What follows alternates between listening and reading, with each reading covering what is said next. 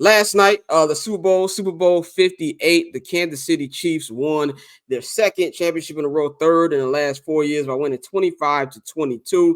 Patrick Mahomes went 33 of 46, 2 touchdowns, 1 interception. From the receiving aspect, Mecole Hardman had 3 catches, 57 yards, and the game-winning touchdown. Travis Kelce had 9 receptions, 93 yards, which didn't feel like it. On the San Francisco 49ers side, Brock Purdy went 23 of 38, 1 touchdown. Chris McCaffrey, 22 carries, 80 yards. Before we actually talk about the dynasty, right, I want to bring this to my brother because he's ranting about this last night. What do you feel about? I know you felt very vocal about Travis Kelce pushing Andy Reid. What's your take on that? We gotta bring the fine jar out. You on mute, brother? Yeah. Lame ass shit. Sorry, I'm still at work. There's some lame ass shit because what's the fucking point of pushing your old ass coach? This is a 65-year-old fat ass man. What's the point of doing that? I get being fired up, and perhaps if his coach was like Kyle Shanahan's age, I'd be like, that's lame. But what you doing? But Andy Reid, and in addition to that, Andy Reid is not some rookie coach who's never won before. At that point, he was a 2-time Super Bowl winner. Now he's a 3-time Super Bowl winner. Now arguably one of the greatest coaches of all time. What's the point of bumping into him? And what's upsetting about that is what you can guess is that if this was a black man, he's a thug, he's this, he's that. And with him, it's, it's passion of the game. You can just laugh about it and shit. NFL page makes memes out of it. And it's like, yeah, but he just pushed an old ass man because he didn't get the ball. And it ain't like Kelce was the difference maker in this game. It wasn't him. So it wasn't like you give me the ball and then we're going to magically win. No, so it's lame, and I don't understand the purpose it serves. I don't know him personally, and I won't speak about how he is personally, but that sort of jarring in the game is nuts to me. And then on top of that, you ain't that cold, bro. That's my take. It's a hot take, but I'm going to stick with it, bro. Mr. Sit in Space has my take. I definitely agree with everything you're saying about as far as how it'd have been perceived if he was a black tight end. 100%. I definitely agree that would have been the case. I kind of feel like it was probably just the problem I had was the pushing. It wasn't even the fact that he got in his face when we've seen it happen before, but the fact that he got into him, it was just overly aggressive to me at the particular moment. Bam. But Dynasty, we started this show back in September with the question of, is this a dynasty? That's exactly how we started the show. And I think every last one of us, because we actually have brains, were like, nah, they're not a dynasty. They got to win one more. Well, they did that last night, and they have officially cemented the dynasty. To me, I look at it like this. Why this is a scary dynasty because of how, I won't say easily it came together, but it kind of came together very quickly, I kind of feel like. Like, Pat has been in the league 6 seasons. He's already got 3 championships. He's been in 4 Super Bowls. He is not, in his career, he has not been to anything less than the AFC Championship game. And you're really starting to see how great it makes Andy Reid. And just like everything is coming together. And this was one of their worst years. And they didn't have an easy road. Go on the road to beat Buffalo. Go on the road to beat the Ravens. And even last night, even though it was a neutral game, that felt like a Niner home game. There was a shit ton of Niner fans in there. They were getting booed as they were walking out, playing on their division rivals field, which I did think was hilarious because if you peep, Mecole Hardman took the fucking Chiefs flag and put it right in the middle of Allegiant Stadium. That was not done just out of spur of the moment. I believe that was done on purpose. But you really see just what kind of team this is. And they kind of remind me eerily similar of the early Patriots run, and especially with how this particular team was, or how great the defense was. And the offense didn't have to be lights out to win the game. Bam, I'm gonna go to you first. Of course, we all know this is a dynasty. What do you think about this dynasty that might separate them from others, like the 90s Cowboys or, the Patriots, or even like the San Francisco 49ers? I think you said it. This happened quickly, and it happened, and I don't get what nobody say. It happened with an unlikely QB. You go look back. We had our conversation about the 2017 draft a couple of weeks ago about, me and Scott going back and forth. Well, there's nothing else outside of that could be said, but there was very few people that had Patrick Mahomes as a top 10 player in that draft, let alone a top 3 quarterback. There was some people, shouts out to everybody sharing the Merrill Hodge video of him shitting on Caleb Williams. But ladies and gentlemen, Merrill Hodge had Patrick Mahomes as a second or third round QB at best. He thought my man was going to be a project. There was a lot of others who had Pat as the third quarterback in the draft. It was not a lot of people that had Pat as the number one player in that draft that year. Pat is the greatest player we've seen thus far in the NFL in the time frame that he's had.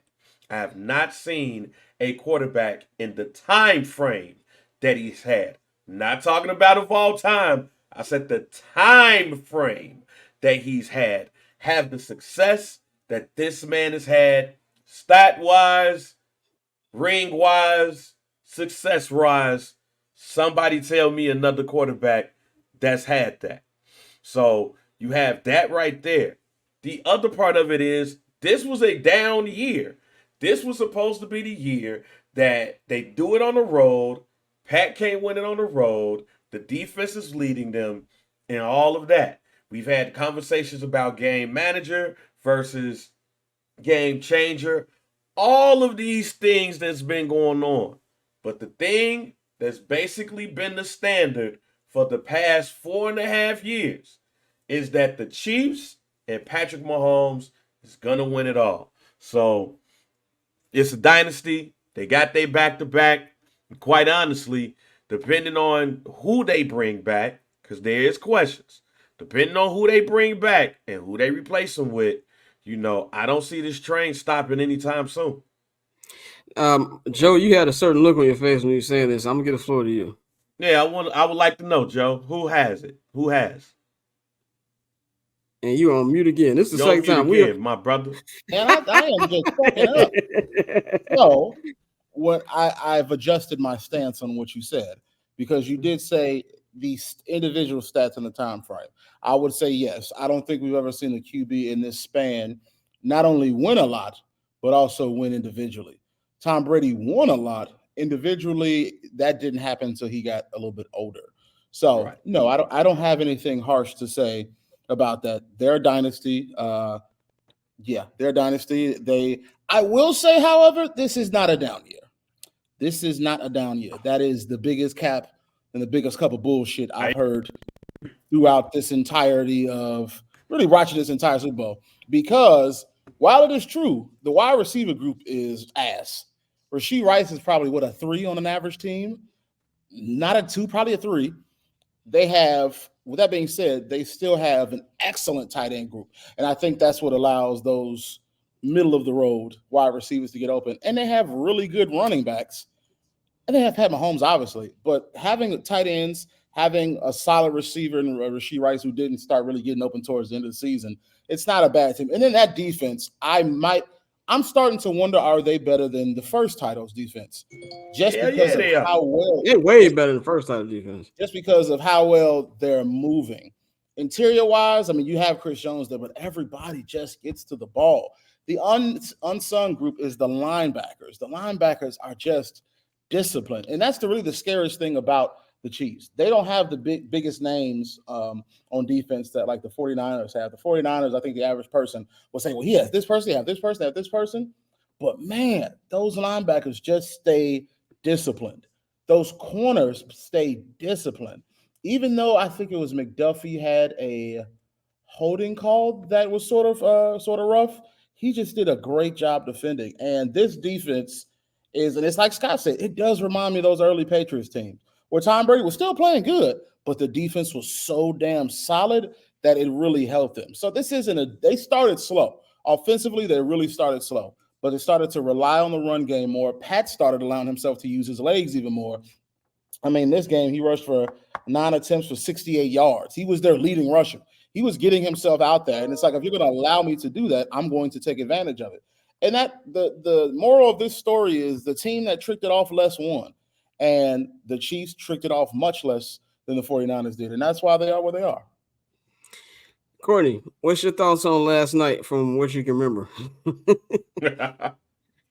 I feel the exact same sentiments as y'all. Now, I do disagree that this is absolutely was supposed to be the down year for the Chiefs. So what? It's just crazy because this was not supposed to happen. Like, look back even like 2 months ago, none of this was supposed to happen. And now we're having the same conversation that we're probably going to end up having again a year from now about Patrick Mahomes, and at what point, is it no longer recency bias, and is that man actually like the GOAT? And we're gonna get in that in just one. He's the difference maker. He is the difference maker. We're gonna get in that in just 1 second. You were talking about Courtney. We said what he was talking about. I saw I was looking at old videos we did a couple nights ago, and then on the first episode of Cousin Dan we had, and Bang said, "Oh, it's just not happening this year." I was like, man, if I had an intern right there, I have him last time on this show, Bang said this. So we definitely didn't see this coming. But I'll say this about the down year. The reason I'll say it was a down year is compared to the other years, this was the worst that the offense looked. And even on that Christmas Day loss to the Raiders, they looked fucking god awful. That's where kind of people are like, oh, well, nobody, thought that this was going to be to where they're going to go, especially with the gauntlet of teams they had to run through. Dante, what's your thoughts on Chiefs and stealing this dynasty last night? I don't think it was a down year. I think one thing that we really have to do is just take a step back and look big picture. I think more than anything, this is one of those years that showed us that football is a multifaceted game, like we say all the time, and that defense was excellent all year. And so they were able to rely on that defense at times where in the past few seasons, Pat wasn't able to do that. So yeah, you said they've had pieces back in the day, but the defense this year has been a lot better. And most of the shit on my sheet is to talk about the 49ers. But the first thing I wrote down today was that the Chiefs defense through this Super Bowl run, they faced the number 2, 3, 4, and 6 offenses in the league. Throughout the regular season, those teams averaged 28.3 points a game. When they played the Chiefs, they averaged 15.8. So they were able to lock down offenses that were putting up damn near 30 a game. And they did it, 4 consecutive weeks. Well, 3 took a break in 4. But for them to do that, you got to really tip your cap to them. And I know a lot of times we always quickly say what people didn't do. But it's one of those times where it's like, nah, they defense really played their ass off. So that was big. And, this is definitely a dynasty. And paper on display, haters old news, money on the other line, so I'm not gonna hold you. Money on the other line, so I'm not